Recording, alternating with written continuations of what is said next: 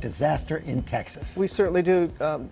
Michael, you and I have family down in Houston, and look at this neighborhood, still in darkness. More than 620,000 waking up without power in Texas this morning, and some 7 million people under orders to boil their water before using it. Pipes freezing, bursting all over that great state. And there's more dangerous weather on the way this morning. 10 states in the District of Columbia under states of emergency declarations right now, including Texas. Marcus Morris starts us off in Dallas, a city virtually paralyzed by the weather. Good morning, Marcus.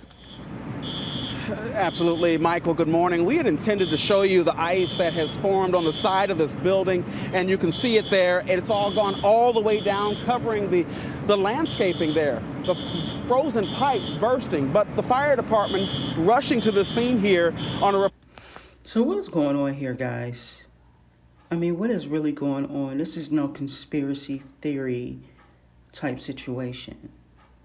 There's something so wrong and disturbing that's going on here. And I read an article somewhere where the affluent communities, neighborhoods, didn't even have a power outage. It was more like of course, the poor neighborhoods and some of the middle class. But that was the disturbing part. That this electricity that is controlled by ECROT, that only certain places were without power, and those places were the poor neighborhoods and middle class neighborhoods. The affluent neighborhoods didn't even have an outage. I'm sure they got water. This is very disturbing. Report of heavy smoke coming from a generator. The power has been out here, and it's evidence of how this catastrophe is unfolding in so many ways. This morning, the humanitarian crisis in Texas is accelerating. Millions still without power or water. What is going on right now is completely unacceptable. The city of Houston, the so-called energy capital of the world, brought to its knees. Hundreds lining up for much-needed supplies as officials here tell residents with power to boil water. How can we boil water? We don't even have power. Now check this out. What she said is very true. What she said is very true, that they don't have. How can you boil water without power if you have an electric stove? And this is not me saying it, but I was looking at another YouTube video and I was reading the comments. And it just shows you how we as citizens of this country, that is supposed to be so great, that citizens of this country, that we need to be better prepared for these type of situations. Now, you can't boil water with an electric stove, but you can boil water with propane. You can boil water on your grill. So we need to be better prepared for these type of situations. We are at the mercy of our government officials, unfortunately, and it seems like the majority of them are crooked and only looking for themselves. An example, Ted Cruz. What type of government official is going to take himself and his family out of the country during this situation? That's like the most cowardice thing that any government official can do. Now you see, I saw in another video, a mayor, I forget which city and I forget his name, but he was a black mayor down there that actually went to an emergency center and slept on a cot. So look at the different types of leadership. Ted Cruz, that was completely a coward move on his part. But the black man, because I was surprised that they had a black, with Texas being the way that it is, I'm surprised that they had a black mayor, but it's probably, where he's a mayor, is probably predominantly people of color. But I don't want to lose sight of what I'm saying.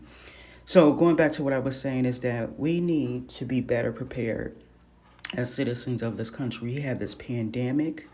A lot of us didn't have the basic things of surviving in situations like this. A lot of us didn't even have masks. A lot of us was listening to the CDC when they said we don't have to wear a mask, which I thought from the very beginning that was a bunch of bull crap. And then weeks, months after that, they said that, then it was like, oh no, you want to wear a mask. So it's like, you wonder, you question all these governmental agencies. Like, what are they, it's like either they don't know or they do know and they're not telling us. And I think that they're not telling us and they do know. But we need to be better prepared and see in the next scenes of this news thing, you're going to see how some citizens were more prepared in a situation. I've been without power for 60 hours now and without water for about 24. My family and I, we've been in the dark since Sunday night. Frozen water pipes bursting, destroying homes, some causing ceilings to collapse. We are sitting here by the fire. In San Antonio, Kristen Haddix is trying to keep her 11-month-old baby warm. Her family's light source is this lantern. Trying to boil some water so we can make some warm bottles for my daughter. We only have 3 light sources. We have our propane fireplace, 1 battery-powered light that we plugged in before the electricity went out, and otherwise it's candles. Julie Crawford has been boiling snow for her family to use as their primary water source. We're running dangerously low on water. So now what we've been doing all day is actually coming outside, getting snow, putting it in our pots, and heating it on our propane grill. Hospitals around the state pushed to their brink, relying on generators and water trucks. In Austin, a facility with 300 patients reporting it's losing heat, even transporting patients becoming an obstacle. It is very difficult to drive on the roads. As it gets darker and you have ice on the roads, it is very difficult to send people out. Officials say this week there have been more customers in Texas without power than there were during Hurricane Harvey. They say high demand and overloaded utilities led to the outages. Texas is the only state in the entire country on its own electrical grid. A nonprofit company called the Electric Reliability Council of Texas, or ERCOT, manages about 90% of the state's power. The company now under fire for not being better prepared. We're working 24 hours a day ever since Sunday night to get power restored to Texans. But that's not enough, obviously. We've got to keep that moving down as fast as we can because our only priority right now is getting power to the folks in Texas. This morning, Governor Abbott calling for an investigation into the company and what went wrong. I'm not suggesting in any way that there's been any criminal activity or anything like that, but it is something that needs to be looked at. The power to a number of homes here in Texas was restored overnight, but still so many people remain in the dark. And between the electric issues and the water, guys, this is far from over for so many people here in Texas. It sure is. Okay, Marcus, thanks very much. Hi, everyone. George. So yeah, that's a sad situation. And out of curiosity, they're saying things are going to get better over the weekend. So I'm going to look up. Let's see here if I can do this. Let me see if I can add.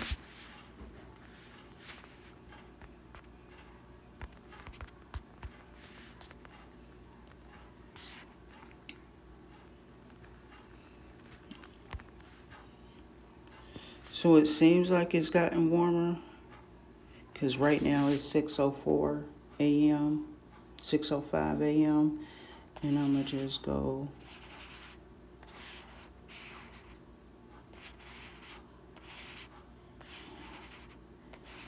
and of course this isn't a real-time thing, but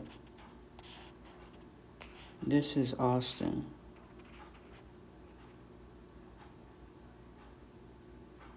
And so it's 26 degrees now. And then I'm going to zoom out because I want to see something else too. Let's see here. So you have Austin. It's supposed to, yeah, so it's true what they're saying. So Austin right now at the top grid here, you see it's right now it's 25 degrees. The top one is for the hour. hours, and then the bottom one is for the days. But you can see right now, Austin, Texas is 25 degrees. Then it's going to gradually go up throughout the Saturday. And then you can look at the week for Austin. So today it's going to get up to 53, tomorrow 62, 63, 69, 71, and it's going to drop back down. And let's see. So what they said is true. So really, it's a good thing. But I hope the ACRAT or whoever, I mean, it seems like ACRAT is the major, that's their only way of power, their only source of power. So I hope that they don't, now that it seems like it's going to be over with, that they don't go back to business as usual, that they actually start planning for this. Because as catastrophic, anytime that you lose people, when people die because of the code, because the government officials, the power company was ill prepared, the fact that they were ill prepared in this situation, that blood is on their hands because they were in power when those people died. And I'm going to show you another YouTube video that I looked at. And it was of this this one here. Even have gas at the gas stations for you to get gas. There ain't no food. There ain't no restaurants open. You heard it out that man's mouth. Them people have not left at all. From this hotel. When we got here yesterday, they were parked, as you can clearly see. Ain't no snow on their tires or none of that. And you just heard the man say, it's not even us. My family at home in the cold. And then you know what else is crazy? That they don't have hotels. These people are bringing their family members with oxygen tanks and machines to the hotel to get room to get heat. And they have no hotels. You know why they don't have no hotels? Because all of them is parked back here taking up the hotels. There's no food. They in there eating up the food for the breakfast. I mean, like, make it make sense. I'm trying to contain myself. I'm trying to contain my emotions. This is not right, y'all. I came on here last night. Y'all share. Get 50 people on here real quick. I came on here last. So this is a good example. I like to get the news perspective, but I also like to go to these personal, seeing these personal YouTube videos of real residents that are suffering. Now, this woman, she is, I'm assuming, a single mother. She has children. She's been sleeping in her car. She's, of course, she's African American, looks like. And so, you would think that she probably lives in an urban area, the poor area of Texas. And so it just shows you how class and I hate to use the race card, but I think in 2020, 2021, if you don't see that the racial injustice, the systemic racism, then you just choose not to see it and be in denial. And so this woman here is suffering. There was parts where she was crying, and she asked people to share, and just to share this to get her story out. And not just her story, but a lot of other people in the same situation as her, to get their story out. Because this should not have happened. Just like the pandemic, we were forewarned. They were forewarned about this situation, and they did nothing. They did nothing. And I'm still trying to understand, even though this situation happens every blue moon in Texas, there should have been some type of infrastructure where this could have been prevented. To sit here and be more worried about your budget be more worried about the budget, because that's what it comes down to. Oh, well, it's not budgeted, and you can't budget this infrastructure for this type of situation, and the planning. And so it just shows you how sick the higher ups are, the government. And you know,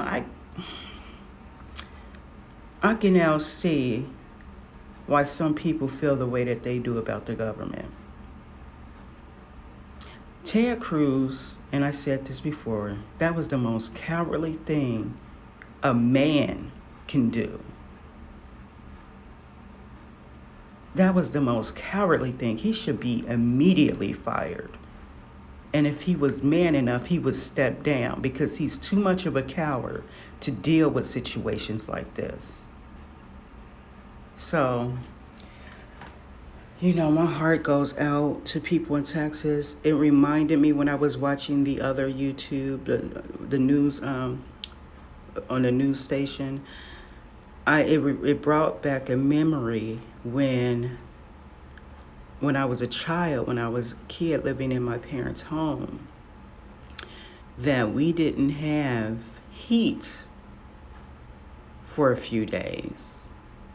And I remember when I tried to sleep. And see, if you've never experienced trying to sleep in bitter cold, you have no idea what it feels like. I will never forget, I was covered in blankets, but the bitter coldness, it got me. And even though I was under all these blankets, I was still shivering and shaking while I'm trying to sleep. So they brought, when I was seeing these people, and of course, you know, that's such so minor compared to what these people are going through, but I had a little taste of what it feels like to be living in the cold and trying to sleep in the cold. So it's sad. And my heart goes out to the people. My prayers go out to Texas. I'm sure that they're doing better, but the mental distress, the aftermath of this situation, even though it's warmer, even though, you know, they probably get most of their power, I believe, there's an aftermath after going through something like this. The aftermath, you have people's homes who are damaged, completely damaged because of the water, because of the burst pipes. Now when it gets warmer, and I don't know how long it takes, but then you have to, with all that water in your house, now there's mold once it starts getting warmer. So it's just, my heart goes out to the people. And I think not just the Texans, but us as U.S. citizens, that we really have to start preparing for situations like this, because our government is not able to stand to the task in these situations, as we see, because this should have never happened. This should have never happened to these people. And I just want to end with that.